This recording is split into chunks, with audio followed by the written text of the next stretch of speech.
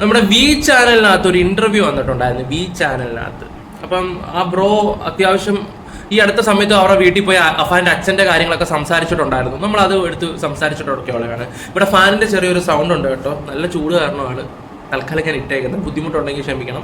Okay, എന്തായാലും നമുക്ക് വീടിലോട്ട് പോകാം. ആ ബ്രോ അവരെ കണ്ട് അഫാന്റെ ഉമ്മയായിട്ട് സംസാരിച്ചു, ഉമ്മ കുറച്ച് കാര്യങ്ങൾ പറഞ്ഞിട്ടുണ്ടായിരുന്നു. അപ്പം നമ്മൾ ഈ വീഡിയോ ഇപ്പോൾ എനിക്ക് തോന്നുന്നു കഴിഞ്ഞ ഫെബ്രുവരി മുതൽ ഈ ഇതിനെക്കുറിച്ച് ചർച്ച ചെയ്യുന്നതാണ് എല്ലാവരും. ഇപ്പം 2 മാസം കൊണ്ട് പല ആൾക്കാരും ഈ കേസ് മറന്നാലും പല എക്സ്ക്ലൂസീവ് വന്നാലും ഈ ഒരു കാര്യം കണ്ടാൽ ഞാൻ എടുത്ത് ചെയ്യുന്നൊരു ഇതാണ്, അതെല്ലാവർക്കും അറിയുന്ന കാര്യങ്ങൾ തന്നെ. ഓക്കെ, എന്തായാലും നമുക്ക് അഫാന്റെ അമ്മ പറയുന്നത് ഒന്ന് കേട്ട് നോക്കാം. അപ്പം ഉമ്മ കാണാൻ വന്നതെന്ന് വെച്ചാൽ കഴിഞ്ഞ ദിവസം റഹീമിക്കയുടെ ഒരു വീഡിയോ നമ്മൾ ചെയ്തിട്ടിരുന്നു. അതിനകത്ത് ഉമ്മയെക്കുറിച്ച് ഒരുപാട് നെഗറ്റീവ് കമന്റ്സ് കാര്യങ്ങൾ ഉമ്മയെ കുറ്റപ്പെടുത്തിക്കൊണ്ട് വന്നു. അപ്പം ആ ഒരു കുറ്റപ്പെടുത്തലിന്റെ കമന്റ്സുകൾ വായിച്ചപ്പോഴാണ് ഞാൻ ചിന്തിച്ചത്, എന്തായാലും ഉമ്മയുടെ അടുത്ത് വന്ന് വെച്ചാൽ ആ ഒരു വ്യക്തിക്ക് എന്താണ് പറയാനുള്ളതെന്ന് അറിയണം. അപ്പം എനിക്ക് ഉമ്മയുടെ ചോദിക്കാനുള്ള കാര്യം, അന്ന് ആ വീട്ടിൽ നടന്നത് എന്താണ്? ഉമ്മ പല ചാനലുകളും പല കാര്യങ്ങളാണ് പറഞ്ഞിട്ടുള്ളത്. ഇപ്പം അന്നത്തെ ആ ഒരു മാനസിക നിലയിലൊക്കെ മാറി ഇപ്പൊ അത്യാവശ്യം കുഴപ്പമില്ല, ഇവിടെ വന്ന് കണ്ടതിൽ അത്യാവശ്യം നോർമലായിട്ടിരിക്കുകയാണ്. ഫുള്ളായിട്ട് ബെറ്റർ ആയെന്നല്ല പറയുന്നത്, അത്യാവശ്യം ഓക്കെ ആയിട്ടിരിക്കാം. അപ്പൊ എന്താണ് ഉമ്മയുടെ ഒരു അറിവിൽ അന്ന് സംഭവിച്ചത്? എന്താ? അന്ന് ഞാൻ 9:30 മണിക്ക് മോനെ സ്കൂളിൽ വിട്ടിട്ട് ചായ ഇട്ട് വെച്ചേക്കായിരുന്നു. അത് വന്ന് 10 മണിയായപ്പോൾ ഞാൻ ചായ എടുത്ത് കുടിച്ച് അപ്പോഴേ എനിക്ക് എന്തോ കണക്കായി. പിന്നെ എത്ര മണിക്കാണ് എന്റെ മോൻ ഈ കഴുത്തിൽ ഇത് ചെയ്തതെന്ന് എനിക്കറിയാം. ഉമ്മയും മോനുമായിട്ട് അന്ന് എന്തെങ്കിലും രാവിലെ അഫാനുമായിട്ട് വഴക്കോ കാര്യങ്ങളോ എന്തെങ്കിലും ഇല്ല, ഉണ്ടായില്ല. ഒരു വഴക്കും ഉണ്ടായില്ല. ഒരു വഴക്കും കാര്യം ഒന്നും ഉണ്ടായിട്ടില്ല. നിങ്ങൾ രാവിലെ എന്ന് നോർമൽ അങ്ങനെ വീട്ടിൽ അങ്ങനെ തന്നെയായിരുന്നു. നിങ്ങൾ കുടുംബക്കാർ നിങ്ങൾ 3 പേരും തമ്മിൽ യാതൊരു ഒരു പ്രശ്നം കുറെ കാലമായിട്ട് എത്രയെങ്കിലും കാലമായിട്ട് നമ്മൾ തമ്മിൽ ഒരു പ്രശ്നം ഉണ്ടായിട്ടില്ല. അന്ന് രാവിലെ ഇളയ മകനെ ഒരുക്കി സ്കൂളിൽ വിട്ടു, പിന്നെ ബാക്കി കാര്യങ്ങൾ വീട്ടിലെ നോക്കുന്ന പോലെ നോക്കി. പക്ഷെ അതിനിടയ്ക്കാണ് ഇത് സംഭവിച്ചത്. അപ്പൊ അത് അഫാൻ എന്തോ മനസ്സിൽ നേരത്തെ കരുതിയിരുന്നത് കൊണ്ടാണ് അങ്ങനെ സംഭവിച്ചതാണ് ഞാൻ പറയുന്നത്. നിങ്ങൾ ഒരു വഴക്കുണ്ടായിട്ടൊന്നും ഇല്ല, ഒന്നും ഉണ്ടായിട്ടില്ല. തലേ ദിവസം പിന്നെ ബാങ്കിൽ നിന്ന് മാനേജർ വന്ന് പിന്നെ ജപ്തി നോട്ടീസ് കൊണ്ടുവന്ന് എന്നെ കൊണ്ട് ഒപ്പിടിപ്പിച്ചായിരുന്നു. ജപ്തി നോട്ടീസ് വെച്ചാൽ ഈ ബാങ്ക് നമ്മുടെ വസ്തുവും വീടും ഒക്കെ ലോൺ വെച്ചാണോ വെച്ചിരിക്കുന്നത്? ലോൺ വെച്ചാണ് വീട് വെച്ചേക്കുന്നത്. പിന്നെ എന്റെ ആശുപത്രി കാര്യങ്ങൾക്കൊക്കെ എന്താ പറ്റിയതാ? എനിക്ക് 10 വർഷം കൊണ്ട് ക്യാൻസർ ചികിത്സ. ക്യാൻസർ ആണോ? എന്ത് ക്യാൻസർ ആണുള്ളത്? ബ്രസ്റ്റ് ക്യാൻസർ ആണ് 10 വർഷമായിട്ട്. അപ്പൊ ഇത് നമ്മുടെ നാട്ടിൽ ആർക്കെങ്കിലും അറിയാമായിരുന്നോ? നാട്ടിൽ അങ്ങനെ അറിയത്തില്ല. അപ്പൊ ഞാനത് അങ്ങനെ ചോദിക്കാനുള്ള കാര്യം എന്താ വെച്ച് കഴിഞ്ഞാല് ലക്ഷങ്ങളുടെ കടബാധ്യതയാണ് ഉമ്മ ഉണ്ടാക്കി വെച്ചിരിക്കുന്നതാണ് പൊതുവെ നമ്മുടെ സമൂഹത്തിലെല്ലാം പറഞ്ഞു വെച്ചിരിക്കുന്നത്. ഭർത്താവ് പ്രവാസിയായിരുന്ന് കഷ്ടപ്പെടുമ്പോൾ ഇവിടെ ഉമ്മയും മക്കളും ധാരാളിത്തം കാണിച്ച് ലക്ഷങ്ങളുടെ കടം വരുത്തി വെച്ചുവെന്നാണ് പൊതുസമൂഹത്തിൽ അഫാൻ ഉമ്മയെ കുറിച്ച് പറഞ്ഞുകൊണ്ടിരിക്കുന്നത്. അതായത് റഹീമിക്കയുടെ ഭാര്യയെ കുറിച്ച് പറഞ്ഞുകൊണ്ടിരിക്കുന്നത്, റഹീമിക്കയുടെ ഭാര്യ ഷെമിത്തായെ കുറിച്ച് പറഞ്ഞുകൊണ്ടിരിക്കുന്നത്. അപ്പൊ ഈ ലക്ഷങ്ങളുടെ ബാധ്യത കടം വന്നത് എങ്ങനെയാണെന്ന് ആരും ചോദിച്ചിട്ടില്ല. കുറ്റപ്പെടുത്തലുകൾ മാത്രമേ വന്നിട്ടുള്ളൂ. നമ്മൾ ഓൾറെഡി വീട് വെച്ചതുകൊണ്ട് 10 വർഷമായിട്ട് ക്യാൻസർ ചികിത്സിക്കുക എന്ന് പറയുന്നത് നിസ്സാര ഒരു കാര്യമല്ല, അല്ലെ? അത്രത്തോളം പൈസ വേണം. പക്ഷെ ഇത് നമ്മൾ പൊതുസമൂഹത്തിൽ ആരെ അറിയിച്ചിരുന്നില്ല. ഓപ്പറേഷൻ ഒക്കെ കഴിഞ്ഞിട്ടാണ് പോയത്. 2-3 വർഷമൊക്കെ ശേഷം വന്നായിരുന്നു, നാട്ടിൽ വന്ന് ചികിത്സിച്ചിട്ടൊക്കെ പോയായിരുന്നു. പിന്നെ ഇപ്പൊ 7 വർഷം കൊണ്ടാണ് നാട്ടിൽ വരാത്തത്. പക്ഷെ ഈ സമയത്തുള്ള നമ്മുടെ ഇവിടുത്തെ ബുദ്ധിമുട്ടും ഹോസ്പിറ്റൽ കാര്യങ്ങളും ഒക്കെ അറിയിക്കുന്നുണ്ട്. എല്ലാ കാര്യവും അറിയിക്കുന്നുണ്ട്. അപ്പം ഈ ഒരു വീട് വെച്ചതിന്റെയും ഈ ഒരു ഹോസ്പിറ്റൽ കേസിന്റെയുമാണ് നിങ്ങൾ ഇത്രത്തോളം ബാധ്യത വന്നത്. പക്ഷെ പൊതുസമൂഹത്തിൽ എപ്പോഴും പറയപ്പെടുന്നത് നിങ്ങൾ അനാവശ്യമായി പലവച്ചു ധാരാളം ഒരു കാര്യം ഇക്കയ്ക്ക് അറിയത്തില്ലേ? അതാണ് ഞാൻ ചോദിക്കുന്നത്. ഇത്രയും ബാധ്യത വന്നത് ഓക്കെ, 7 വർഷം ആ മനുഷ്യൻ അവിടെ ഗൾഫിൽ കിടന്ന് കഷ്ടപ്പെട്ടുകൊണ്ടിരിക്കുന്ന കാര്യങ്ങളെല്ലാം നമുക്കറിയുന്ന കാര്യങ്ങൾ തന്നെയാണ്. ഇതിപ്പോൾ 2 മാസം കൊണ്ട് ചർച്ച ചെയ്തൊരു വിഷയമാണ്. ഞാൻ എല്ലാവരെയും ഇവരുടെ ഏത് ക്ലിപ്പ് കണ്ടാലാണെങ്കിലും ഞാൻ ഇരിക്കും. നമ്മൾ ഓടിച്ചിട്ട് കാണാതിരുന്ന ഒരു കാണുന്ന സംഭവമാണ് ഈ അഫാന്റെ കേസ് കേട്ടില്ല. ഞാൻ ഇതൊക്കെ ഇരുന്ന് കണ്ടപ്പം ഈ 7 വർഷം ആ മനുഷ്യൻ അവിടെ ഗൾഫിൽ കഷ്ടപ്പെട്ടു. ആ വീട്ടിലെ 10-35 ലക്ഷം രൂപ കടം വന്നത് എങ്ങനെ, അത് അദ്ദേഹത്തിന് ഇപ്പോഴും അറിയുന്നില്ല. ഓക്കെ, ഒരു വീട്ടിലെ കാര്യങ്ങൾ ഭർത്താവില്ലെങ്കിൽ എല്ലാ കാര്യങ്ങളും ചെയ്തു നോക്കേണ്ടതല്ല ഒരു ഭാര്യയുടെ ഉത്തരവാദിത്വമല്ലേ? അവിടെ അറിയാൻ കഴിഞ്ഞ എന്താണെന്ന് വെച്ചാൽ 5000-10,000 രൂപയുടെ വരെ ചിലവ് വരെ ആ വീട്ടിൽ ഒരു ദിവസം നടന്നു പോയിട്ടുണ്ടായിരുന്നു. മകനാണെങ്കിൽ വൈകിട്ടും ഈ പറയുന്ന പൊറോട്ട ഇറച്ചി ഇല്ലാതെ അവന് ഇറങ്ങത്തില്ല. നിങ്ങൾക്കറിയായിരിക്കും, ജയിലിൽ വെച്ച് അവന് മീൻകറി വേണമെന്നും പറഞ്ഞ് നിർബന്ധം പിടിച്ചവനായിരുന്നു അവൻ. പിന്നെ അതുപോലെ തന്നെ ഈ പറയുന്ന ഉമ്മേനെയും അനിയനെയൊക്കെ മർദ്ദിച്ചതിന് ശേഷം ഇവനെ പോലീസ് സ്റ്റേഷനിൽ കൊണ്ടുവന്ന സമയത്ത് ഇവൻ സാറേ ഞാൻ പൊറോട്ട ഇറച്ചി ഇല്ലാതെ കഴിക്കത്തില്ലെന്ന് പറഞ്ഞ വ്യക്തിയാണ്. പിന്നെ അത് മാത്രമല്ല അവിടെ എന്തൊക്കെയാണ് ചെലവ് കാര്യങ്ങൾ ഇതൊക്കെ എല്ലാവർക്കും അറിയാവുന്ന കാര്യങ്ങളാണ്, ഇവരുടെ ബന്ധുക്കാർക്കും ഒക്കെ. ഈ മനുഷ്യൻ തന്നെ പറയുന്നുണ്ട് ഇത്ര ലക്ഷം രൂപ എങ്ങനെ കടം വന്നു, അതെങ്ങനെ വന്നു. കാരണം അയാളോട് ചോദിക്കുമ്പോൾ ഈ പറയുന്ന വ്യക്തി തന്നെയാണ് ഇന്റർവ്യൂവും കാര്യങ്ങളും എടുത്ത് ഈ പറയുന്ന വീച്ചാലിലെ ബ്രോയും പിന്നെ വേറൊരു ശേഷിയും കൂടെ എടുക്കുന്നുണ്ടായിരുന്നു. അവരോടും പറയുന്നു എനിക്കറിയാൻ വയ്യ എന്നുള്ള രീതിയിൽ. ഇവർ വന്നിട്ട് പറയുന്നതായിട്ടില്ലേ വീടിൻ്റെ കടം ഉണ്ടായിരുന്നു, പിന്നെ അവർ ക്യാൻസർ പേഷ്യൻ്റ് ആണ്. ഓക്കെ, ക്യാൻസർ പേഷ്യൻ്റ് ആണ്, പിന്നെ ആൾക്കാരെ നിന്നൊക്കെ കടം മേടിക്കുന്നുണ്ട് അല്ലെങ്കിൽ അത് മേടിക്കുന്നുണ്ട്. അത് എന്തുകൊണ്ട് ഭർത്താവിനോട് പറഞ്ഞില്ല? ഈ ഒരു വീഡിയോ കണ്ടിട്ട് ഞാൻ എന്റെ മറുപടി തരാം, നമുക്ക് ബാക്കിയും കൂടെ കേൾക്കാം. ഇല്ല, നമ്മൾ ധാരാളത്ത് അങ്ങനെ കാണിക്കാറില്ല. ഞാനും എന്റെ മോനും എന്റെ ആസാനും മൂന്നുപേരും കൂടെ ചേർന്ന് നമ്മൾ 3 നേരം സാധാരണ ഒരു കുടുംബത്തിൽ ഇല്ല. നമുക്ക് അങ്ങനെ ട്രിപ്പ് ഇപ്പൊ 2 വർഷമായി നമ്മൾ ഡ്രസ്സ് തന്നെ എടുത്തിട്ട് 2 വർഷമാകും. 2 വർഷം ആയി ഡ്രസ്സും കാര്യങ്ങളൊക്കെ എടുത്തിട്ട്. 2 വർഷം എന്നൊക്കെ പറയുമ്പോൾ ഒന്ന് ആലോചിച്ച് നോക്കിയേ, പാവം. അപ്പം മകന് ബൈക്ക് എടുക്കുന്നതിന് കുഴപ്പമില്ല, ഇത്രയും കടവും കാര്യങ്ങളായിട്ട് ഇരിക്കുന്ന സമയത്താണെങ്കിൽ പോലും മോന് മുന്തിയ, അതായത് 2-2.25 ലക്ഷം രൂപയുടെ ബൈക്കും കാര്യങ്ങളും എടുത്തിട്ടുണ്ടായിരുന്നു. അതിനൊന്നും കുഴപ്പമൊന്നുമില്ല, ഡ്രസ്സും കാര്യങ്ങളും എടുക്കുന്നില്ല. 2-2.25 ലക്ഷം രൂപയുടെ ബൈക്ക്. പിന്നെ മകൻ ഇട്ടിരിക്കുന്ന ഡ്രസ്സ് ഒക്കെ കാണുമ്പോഴൊക്കെ നമുക്ക് അവരുടെ ഫോട്ടോസൊക്കെ കാണുമ്പോഴൊക്കെ അറിയാൻ പറ്റുന്നുണ്ട്. ഓരോന്നൊക്കെ സെർച്ച് ചെയ്ത് നോക്കുമ്പോഴാണെങ്കിൽ അത്യാവശ്യം ഇപ്പോഴത്തെ ട്രെൻഡായിട്ടുള്ള സാധനങ്ങളൊക്കെയാണ് നമ്മൾ യൂസ് ചെയ്യുന്നതൊക്കെ. അത് നമുക്ക് കാണുമ്പോൾ മനസ്സിലാക്കാവുന്ന കാര്യങ്ങൾ മാത്രമേ ഉള്ളൂ. ഓക്കെ, ഇവരിപ്പോൾ ഡ്രസ്സ് എടുക്കുന്നില്ല, അത് എടുക്കുന്നില്ല എന്നൊക്കെ ഇങ്ങനെ പറയുമ്പോൾ എന്തോ എനിക്ക് ഈ ഒരു വീഡിയോയ്ക്കകത്ത് ഓക്കെ ആ ബ്രോ അവരെന്താണ് അവരുടെ മാനസികാവസ്ഥ എന്താണ്, അവരുടെ ബുദ്ധിമുട്ടുകൾ കണ്ടിട്ട് അവരെ ഹെൽപ്പ് ചെയ്യാൻ വേണ്ടിയാണ് അദ്ദേഹം സംസാരിക്കുന്നത്, ഈ ചേട്ടൻ തന്നെ. അതെനിക്ക് ഈ ഒരു വീഡിയോ കണ്ടപ്പോൾ മനസ്സിലായതാണ്. പക്ഷേ ഈ ചേച്ചി, ഈ ഷെമി എന്ന് പറയുന്ന ഇവരുണ്ടല്ലോ, അവരുടെ ഭാവം ഇപ്പം ക്ലിയർ ആക്കാൻ വേണ്ടി അവർ നോക്കുന്നത്. കാരണം ആൾക്കാർ തിരിഞ്ഞിട്ടുണ്ട്, അതുകൊണ്ട് മാത്രമാണ് അവരിപ്പോൾ ഇങ്ങനെ സംസാരിക്കുന്നത്. അത് നമുക്ക് തിങ്ക് ചെയ്യാവുന്നേ ഉള്ളൂ. ഓക്കെ, മേഡം പറയുന്ന ബാക്കിയും കൂടെ നമുക്കൊന്ന് വെക്കാം. വലിയ ഡ്രസ്സോ കാര്യങ്ങളൊന്നും എടുക്കാറില്ല. ഈ അഫാന് എന്ന് പറയുന്നത് മൂത്ത മകനാണ്. ഈ മൂത്ത മകൻ ഒരു ധാരാളിയായിരുന്നു, അടിച്ചു പൊളിച്ച് നടക്കുക, അല്ലെങ്കിൽ വില കൂടിയ ബൈക്കിൽ നടക്കുക, അങ്ങനെ വെള്ളമടി, അങ്ങനെ ആ ഒരു രീതിയിലായിരുന്നു നടന്നത്. ഇല്ല, അവൻ ഞാൻ പറയുന്നത് എന്ത് അവൻ അനുസരിച്ചാണ് അവൻ ജീവിച്ചുകൊണ്ടിരുന്നത്. എവിടെ പോയാലും അവൻ ഒരു മണിക്കൂർ കഴിഞ്ഞാൽ എനിക്ക് അമ്മച്ചി ഇവിടെ നിൽക്കണം പറഞ്ഞ് ഫോൺ വിളിക്കും, ഫോട്ടോ അയച്ചു തരും. എന്നെ അടുത്ത് നിൽക്കണം. അപ്പൊ ഞാൻ ചോദിക്കും, മക്കളെ നീ വരാത്തൊന്നും, ഞാൻ എന്നെ അടുത്ത് നിൽക്കണം. അല്ലാതെ അവൻ ഈ വിപരീതമായി ഞാൻ പറയുന്നത് അല്ലാതെ അവൻ വേറെ ഒന്നും. ഈ എന്തെങ്കിലും ദുശീലങ്ങൾ ഉണ്ടായിരുന്നു വെള്ളമടിക്ക്? അങ്ങനെ ഇല്ല, ഒരിക്കലും കണ്ട ഇത്തിരി വെള്ളം അടിച്ചോണ്ട് വന്നാണ് ഞാൻ ചെറുപ്പക്കാരൻ എന്നുള്ള നിലയിൽ ഒരു കമ്പനി കൂടിയപ്പോൾ കഴിച്ചിട്ടുണ്ടായിരിക്കും. സ്ഥിരമായിട്ട് മദ്യപാനി ഒരിക്കലുമല്ല. അപ്പൊ ആ ഒരു രീതിയിലൊന്നും അല്ല നിങ്ങൾ സാമ്പത്തിക കടങ്ങൾ വരുത്തി? ഇല്ല, അങ്ങനെയൊന്നും അല്ല. എനിക്ക് ചികിത്സാപരമായിട്ടും പിന്നെ ബാങ്കിലെ ലോണുമായിട്ടാണ്. ഞാൻ അന്ന് സാറിന്റെ അടുത്ത് കാണിച്ചു, സാറേ എനിക്ക് 3000, എനിക്ക് എന്റെ കാർഡ് കാണിച്ചിട്ട് ഞാൻ പറഞ്ഞു, സാറേ എനിക്ക് 3000 രൂപ ഇല്ല ഹോസ്പിറ്റലിൽ പോവാൻ എന്ന് പറഞ്ഞിട്ട് ഒരു സാറിന്റെ വഴക്ക് പറഞ്ഞു. അപ്പം ഈ കൊണ്ട കടങ്ങൾ ഇത്രയും വന്നിരിക്കുന്നത് ഇങ്ങനെയാണെന്നാണ് പറയുന്നത്. അപ്പം നമ്മുടെ പൊതുജനത്തിൽ പല സമൂഹ മാധ്യമങ്ങളിലും വന്നിരിക്കുന്ന കാര്യം എന്ന് പറഞ്ഞാൽ, നിങ്ങൾ പ്രവാസിയായ റഹീമിക്ക അയച്ച പൈസ മൊത്തം ദൂർത്തടിച്ച് കളഞ്ഞ് അനാവശ്യമായി ഈ കടങ്ങൾ വരുത്തി വെച്ചു. ഷെമീത്തയ്ക്ക് പറയാനുള്ളത്, അവർക്ക് വന്ന കടം ഈ ഒരു വീട് വെച്ചതിന്റെയും ഈ ഒരു ക്യാൻസർ അതിന്റെ മെഡിക്കൽ സർട്ടിഫിക്കറ്റും കാര്യങ്ങളും കാണിക്കുന്ന ഡോക്ടറൊക്കെ ഉണ്ടല്ലോ, അപ്പം ഒരിക്കലും അതൊരു ദൂർത്തടിച്ചതല്ല എന്നാണ് ഇപ്പം ഷെമീത്ത പറയുന്നത്. അതോടൊപ്പം മകന്റെ ഒരു കാര്യം, ഈ ഒരു മകൻ ഇത്രയും കൊലപാതകങ്ങളും കാര്യങ്ങളും ചെയ്ത് ഏകദേശം ഇത്തയുടെ ഇളയ മകനെ അടക്കം റഹീമിക്കയുടെ ബന്ധുക്കാരെ അടക്കം 5ഓളം പേരെ ക്രൂരമായിട്ടാണ്, ഒരു സാധാരണ ലെവലിലുള്ളതല്ല, നമ്മളിപ്പോ ഒരു സാധാരണക്കാർക്ക് അങ്ങനെ ഒരിക്കലും ചെയ്യാൻ പറ്റില്ല. അത്രത്തോളം മെന്റലി ഇതായിട്ടുള്ള ഒരാളെ ചെയ്യത്തുള്ളൂ. അങ്ങനെ ചെയ്ത ഒരാളെ കാണണം എന്ന് ഇത്ത പറഞ്ഞതുകൊണ്ട് അന്നത്തെ ദിവസം ഞാൻ അറിഞ്ഞിരുന്നില്ല. 5 പേരെ മോൻ ഇങ്ങനെ കൊന്നറിഞ്ഞില്ല, എന്റെ ഇളയ മോനെ കൊന്നെന്ന് ഞാൻ അറിഞ്ഞിരുന്നില്ല.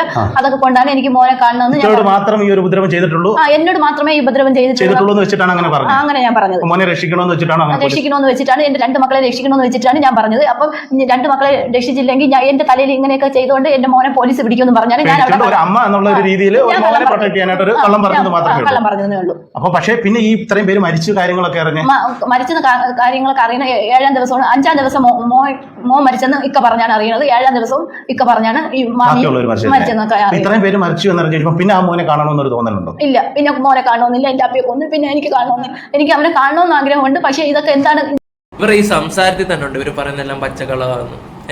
7-ാമത്തെ ദിവസം ഇവർ അറിഞ്ഞെന്ന് പറഞ്ഞു, ഇളയ മകൻ മരിച്ചു എന്ന് പറയുന്നു. പിന്നെ ഓൾറെഡി നമ്മൾ ന്യൂസിലൊക്കെ കണ്ടതാണ്. ന്യൂസിൽ മാത്രമല്ല അദ്ദേഹം പറഞ്ഞിട്ടുള്ളതാണ്, അവൾക്കെല്ലാം അറിയാം, അവളോടെല്ലാം പറഞ്ഞിട്ടുണ്ടായിരുന്നു. അഫാനാണ് ഈ 5 പേരെ കൊന്നെന്നുള്ള കാര്യങ്ങളെല്ലാം പറഞ്ഞിട്ടുണ്ടായിരുന്നു. അഫാനാണ് എല്ലാവരും തീർത്തെന്നും പറഞ്ഞിട്ടുണ്ട്. അത് കഴിഞ്ഞിട്ട് ശ്രീകണ്ഠൻ ഇവരുടെ വീട്ടിൽ വന്നിട്ട് വീട് വെച്ച് കൊടുക്കാന്ന് പറഞ്ഞൊരു സംഭവം ഉണ്ടായിരുന്നു. ആ വീട് വെച്ച് കൊടുക്കാന്ന് പറഞ്ഞ സമയത്ത് നിങ്ങൾ ശ്രദ്ധിക്കേണ്ട ഒരു പോയിന്റ് എന്താണെന്ന് വെച്ചാൽ, എൻ്റെ മോനെ രക്ഷിക്കണേ സാറേ, അവനൊരു പാവമാണെന്നാണ് പറഞ്ഞത്. അവനെ കൊണ്ട് അങ്ങനെയൊന്നും ചെയ്യാൻ പറ്റൂല. ആ വീഡിയോ എല്ലാവരും കണ്ടു കാണുമായിരിക്കും. മില്യൺ കണക്കിന് വ്യൂസ് പോയൊരു വീഡിയോ ആണ്. അതിനകത്ത് അവർക്കറിയാം അവരെത്ര വരെ കൊന്നു. എൻ്റെ ഇളയ മോനും കൂടെ പോയി, ഇനി എൻ്റെ മൂത്ത മോനും കൂടെ ഉള്ളൂ, അവനെ എങ്ങനെയെങ്കിലും ഇറക്ക് സാറേ എന്നാണ് പറഞ്ഞത്. അതിനുശേഷമാണ് സോഷ്യൽ മീഡിയയിൽ ഇവർക്ക് നെഗറ്റീവ് വരാൻ തുടങ്ങിയത്. പിന്നീട് അവർ എന്തൊക്കെയോ മാറ്റി ഇങ്ങനെ പറഞ്ഞുകൊണ്ടിരിക്കുന്നത്. എൻ്റെ മകൻ ആരെയും കൊന്നാണ്ട് എനിക്ക് അറിയത്തില്ലായിരുന്നു അങ്ങനെയൊക്കെ പറയുമ്പോൾ അവർ തന്നെ പറയുന്നു 5 ദിവസം അല്ലെങ്കിൽ 7 ദിവസത്തിനുള്ളിൽ അവർ അറിഞ്ഞായിരുന്നു ഇളയ മകൻ മരിച്ചായിരുന്നു. അന്ന് തന്നെ പറഞ്ഞു അഫാനാണ് കൊന്നതെന്നുള്ള രീതിയിലാണ്. ഞാനൊരു കാര്യം പറയട്ടെ, ഇപ്പം ഇന്റർവ്യൂ എടുക്കാൻ പോയ ചേട്ടനും ഉണ്ട്, ഒരു ചേച്ചിയൊക്കെ ഉണ്ട്. നിങ്ങൾ തന്നെ ഒന്ന് ചോദിച്ചു നോക്ക് ആ പെൺകുട്ടിയുടെ കാര്യം. ഫർസാന എന്ന് പറഞ്ഞൊരു പെൺകുട്ടി, എല്ലാവരും മറന്നു കാണും. ഫർസാന, ആ പെണ്ണെന്ത് തെറ്റ് ചെയ്തു? ഇവനെ സ്നേഹിച്ചെന്നൊരു തെറ്റ് മാത്രമേ ചെയ്തിട്ടുള്ളായിരുന്നു. സ്നേഹിച്ചു, താനോ എല്ലാവരെയും നശിപ്പിക്കാൻ പോവാ, അവളും വേറെ ആർക്കും സ്വന്തം ആവണ്ട എന്നുള്ളൊരു മൈൻഡ് വെച്ചിട്ട് അവളെയും കൊന്നു. എന്തിനാ അവളെ കൊന്നു? ഈ തള്ളയ്ക്ക് അതിന്റെ ഒരു ഇതുമില്ല. അദ്ദേഹം പോയി തിരക്കുമെങ്കിലും ചെയ്തു ഇവന്റെ അച്ഛൻ. അപ്പം ആ പെൺകുട്ടിയുടെ അച്ഛൻ പറഞ്ഞ എന്താന്ന് വെച്ചാൽ അടുക്കുക വേണ്ട എന്നുള്ള രീതിയിൽ അതായത് സംസാരിച്ചു. അയാൾക്ക് മിണ്ടാൻ താല്പര്യമില്ലെന്ന് അയാൾ പറഞ്ഞു. അത് നൈസായിട്ട് അങ്ങ് ഒഴിവാക്കി വിട്ടു. നിങ്ങളൊന്ന് ആലോചിച്ച് നോക്കി, ഈ സ്ത്രീക്ക് ഇപ്പോഴും ആ ഒരു കാര്യത്തിൽ ഒരു വിഷമവുമില്ല. അവരെന്റെ മക്കള് എന്ന് പറയുന്നു. എൻ്റെ ഇളയമോൻ പോയി, സാറേ എൻ്റെ മൂത്തമോൻ ജയിലിൽ പോകുന്നു. ഒരു പെണ്ണിന്റെ ജീവിതം, അവനെ സ്നേഹിച്ചു എന്നൊരു തെറ്റ് മാത്രമേ പെൺകുട്ടി ചെയ്തിട്ടുള്ളൂ. ഒരു 1.5 പവൻ സ്വർണം കൊടുത്തു. അത് മാത്രമല്ല പെൺകുട്ടിയുടെ പൈസ 1.5 ലക്ഷം രൂപ ഫീസ് അടയ്ക്കേണ്ട പൈസയാണെങ്കിൽ പോലും നിരന്തരമായിട്ട് ആ പെണ്ണ് വീട്ടിൽ ചോദിക്കും. വീട്ടുകാരല്ല നിരന്തരമായിട്ട് ഇവനോട് പറയുന്നുണ്ടായിരുന്നു. അതിൻ്റെയും കൂടെ വൈരാഗ്യം തീർത്തത്. ആ മുത്തശ്ശി എന്ത് ചെയ്തു? കുഴി കാലെടുത്ത് വെച്ചിരിക്കുന്ന അവർക്ക് എന്തിനാ സാറേ സ്വർണം എന്നും പറഞ്ഞിട്ട് അവരെ തീർത്തത്. ഇതൊക്കെ അവൻ പോലീസ് സ്റ്റേഷനിൽ വിളിച്ച് പറഞ്ഞതാണ്. ചെറുക്കൻ ഭയങ്കര ഓവർ കോൺഫിഡൻസ് ആയിരുന്നു. എന്തുകൊണ്ട്? ഇതുപോലുള്ള ആൾക്കാർ, ഇതുപോലുള്ള സ്ത്രീ, അതായത് ഇവന്റെ അമ്മയെ ഞാൻ കുറ്റം പറയത്തുള്ളൂ. ഇവരിപ്പോൾ എത്ര, എൻ്റെ ഒരു അഭിപ്രായത്തിൽ ഇവരെ സഹായിക്കുന്നതിന് നമുക്കൊന്നും ഒരു വിഷയമായിട്ടുള്ള കാര്യമില്ല. കാരണം അഫാന്റെ അച്ഛനെ ഓർത്തിട്ടാണ്. കാരണം ഗൾഫിൽ ഇത്രയും നാൾ കഷ്ടപ്പെട്ട്, നിങ്ങളൊന്ന് ആലോചിച്ചൊക്കെ, ഒരു മലയാളി 7 വർഷം ഗൾഫിൽ നിന്നിട്ട് നാട്ടിൽ പോലും വരാതെ ആർക്ക് വേണ്ടിയാണ്? ഇവരുടെ വയ്യാഴിയ, പിന്നെ ഈ 2 മക്കള് പോട്ടണ്ടേ? ഇതൊക്കെ ചിന്തിക്കാനുള്ള ഒരു ബോധം അവന് വേണ്ടേ? എല്ലാ വീട്ടിലും പ്രശ്നങ്ങളും കാര്യങ്ങളും ഉണ്ട്. പക്ഷെ നമുക്ക് പറയാൻ പറ്റുമോ? എല്ലാ വീട്ടിലും പ്രശ്നങ്ങളും കാര്യങ്ങളും ഉണ്ട് എന്ന് വെച്ച് ഇങ്ങനെ ചെയ്യാൻ പറ്റുമോ? എന്നിട്ട് ഇവർ പറയുന്ന ബാക്കി കൂടെ ഞാൻ വെച്ചേരാം. ഇവർ പറയുന്നതോട് എനിക്ക് വലിയ യോജിപ്പില്ല. കാരണം ജനങ്ങൾ തിരിഞ്ഞു. കാരണം ഇനി അവർക്ക് കിട്ടേണ്ട ആനുകൂല്യങ്ങൾ അതും കൂടി ഇല്ലാണ്ടായി പോകും എന്ന് കരുതിയിട്ടാണ് ഇവർ ചെയ്യുന്നത്. പറഞ്ഞു മനസ്സിലായോ? ഇതിപ്പോ വെളുപ്പിക്കാൻ വേണ്ടി ഓക്കെ, നമുക്കൊരു വിഷയമല്ല. എൻ്റെ ഒരു അഭിപ്രായം, അവർക്ക് പറ്റുന്ന സഹായങ്ങൾ ചെയ്തു കൊടുക്കുന്നവരൊക്കെ കൊടുക്കുക. കാരണം ആ മനുഷ്യനെ ഓർത്തിട്ട് എന്തിനാണ് ഇതൊക്കെ നീ ചെയ്തതെന്ന് എനിക്ക് ചോദിക്കണം. അത്രത്തോളം സ്നേഹത്തോടെയാണ് വളർത്തിയത്. എല്ലാ സ്വാതന്ത്ര്യവും കൊടുത്ത് ഈർക്കിൽ പോലും എടുത്ത് ഞാൻ അവനെ അടിച്ചിട്ടില്ല. അവനെ നാഹം വെട്ടി കൊടുക്കുമായിരുന്നു, അവന് ചോറ് വാരി കൊടുക്കുമായിരുന്നു. 2 മക്കളെയും തലേദിവസം ചോറ് ഒരു മാറി കൊടുത്താണ് ഞാൻ അവരെ കിടത്തിയത്. നാഹം വെട്ടാൻ അറിഞ്ഞുകൊണ്ട് അവന് നാഹം വെട്ടാൻ പറ്റൂല. പെരുപ്പാണ്, കൈയും ദേഹമൊക്കെ പെരുക്കും. അതുകൊണ്ട് ഞാനാണ് അവന് നാഹം പോലും വെട്ടി കൊടുക്കണം. അത്ര സന്തോഷത്തോടെ കഴിഞ്ഞിരുന്നാണ് നിങ്ങൾ എല്ലാവരും. നമ്മൾ 3 പേര് മൂന്നല്ല ഇക്കായും കൂട്ടി 4 പേരും കൂടെ നല്ല സന്തോഷത്തോടെ തന്നെ കഴിഞ്ഞത്. അപ്പൊ ഇത്രയും ഇങ്ങനെ ഒരു സംഭവം ചെയ്യുമെന്ന് ഒരു വിശ്വാസം ഇല്ലായിരുന്നു. വിശ്വാസം ഉണ്ട് എനിക്ക്. അങ്ങനെ ചെയ്യുമായിരുന്നെങ്കിൽ, എനിക്ക് ബോധം ഉണ്ടായിരുന്നെങ്കിൽ അവിടെ ചെയ്യൂലായിരുന്നു. അന്നത്തെ ദിവസം ചായയിൽ എന്തോ കലക്കിയെന്നാണ് എനിക്ക് തോന്നുന്നത്. ഞാൻ പിന്നീട് അല്ലേ ചായ വെച്ചെടുത്ത് കുടിച്ചത്. അപ്പൊ അതിനെന്തോ ഉണ്ടെന്നാണ് എന്റെ സംശയം. പക്ഷേ ഇതൊന്നും സംഭവിക്കില്ലായിരുന്നു. എന്റെ വീട്ടിലൊരു 3 വീട്ടിലും ഒന്നും സംഭവിക്കില്ലായിരുന്നു. പക്ഷേ ഇത് മൊത്തം അഫാൻ എന്തൊക്കെയോ കരുതി കൂട്ടി ഇത്തരം കടങ്ങൾ, ഈ അഫാൻ കടങ്ങൾ വല്ലതും ഉണ്ടോ? ഇല്ല, അവനൊരു കടവും ഇല്ല.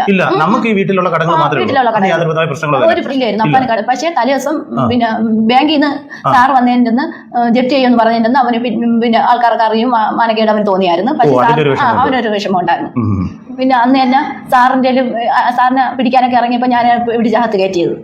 അതൊരു മാനസികമായിട്ട് കിടന്നുണ്ട്. ഒരു നാണക്കേട് കാര്യങ്ങളൊക്കെ വെച്ചിട്ടായിരിക്കാം. അതിന്റെ ഒക്കെ ഒരു ഇതിലായിരിക്കാം ഈ ഒരു കാര്യങ്ങൾ ചെയ്തത്. പക്ഷെ ഇത്രത്തോളം ചെയ്യുന്നത് നമുക്ക് ഇപ്പോഴും വിശ്വസിക്കാൻ പറ്റാത്ത ഒരു അവസ്ഥയില്ല. അതെ, ഞാൻ വിശ്വസിക്കും. ഓക്കെ അഫാൻ അങ്ങനെ കടങ്ങളും കാര്യങ്ങളും ഒന്നും ഇല്ലായിരുന്നു. അതെങ്ങനെ ശരിയാവും? നിങ്ങൾ തന്നെയല്ലേ പറഞ്ഞത്, അവൻ ഈ പറയുന്ന ആപ്പ് വഴിയും കോപ്പ് വഴിയൊക്കെ കുറെ ഉണ്ടാക്കിയിട്ടുണ്ടായിരുന്നു. അവന് കുറെ കടങ്ങളുണ്ടായിരുന്നു. ഡെയിലി 2000 രൂപ അടയ്ക്കണമെന്നൊക്കെ.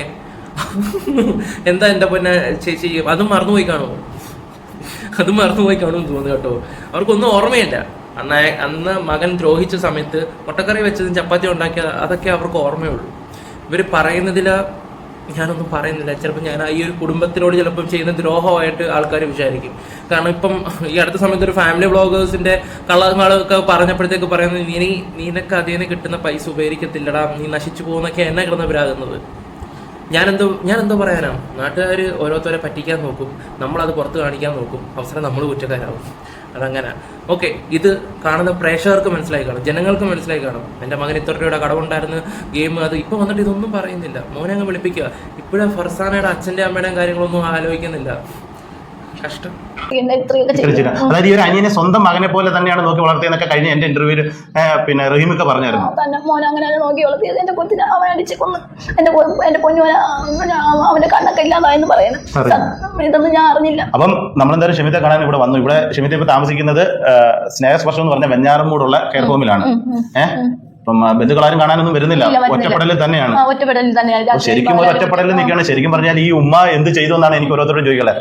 വാർത്താ മാധ്യമങ്ങളിൽ വന്ന പല കാര്യങ്ങളുമാണ് പലരും വിശ്വസിച്ചിരിക്കുന്നത്. ആരും ഈ ഉമ്മയുടെ കരുത്ത് നേരിട്ട് വന്നൊരു കാര്യം ചോദിച്ചില്ല. മകൻ ചെയ്ത ഒരു തെറ്റിന് ഈ അമ്മയെ എന്തിന് ക്രൂശിക്കുന്നു എന്നാണ് എനിക്ക് ഓരോരുത്തരോട് ചോദിക്കാനുള്ളത്. അപ്പം ഇത്ത അറിഞ്ഞുകൊണ്ടെന്നാൽ ഇതൊന്നും സംഭവിച്ചിരിക്കുന്നത്. പക്ഷെ ഇത്ത എല്ലാവരും ക്രൂശിച്ചുകൊണ്ടിരിക്കുക. ഇത്ത കാരണമാണ് ഈ കുടുംബം തകർന്നതെന്നും റഹീമിക്ക സാമ്പത്തികമായി തകർന്നതെന്നും. പക്ഷെ അതിന്റെ സത്യാവസ്ഥകൾ ഇപ്പൊ നമ്മൾ നേരിട്ട് ചോദിച്ചപ്പോൾ മനസ്സിലായി. വീട് വെച്ചതിന്റെ കടം, ബ്രസ്റ്റ് ക്യാൻസർ ആണ്. ഒരു ക്യാൻസർ പേഷ്യന്റിന് എത്രത്തോളം രൂപ ചെലവാകുന്നുള്ളത് നമുക്കറിയാം. ഇതൊക്കെയാണ് ഒരു ബാധ്യത. ഒരിക്കലും ഒരു ധാരാളിത്തം കാണിച്ച് നടന്നിട്ടല്ല ഈ ഒരു സാമ്പത്തിക ബുദ്ധിമുട്ട് വന്നത്. പിന്നെ മകൻ ചെയ്ത തെറ്റ്, അതിപ്പോ ഉമ്മ ഇപ്പം ഞാൻ ചെയ്ത തെറ്റിന് എന്റെ അമ്മ എന്ത് പറയാൻ പറ്റും?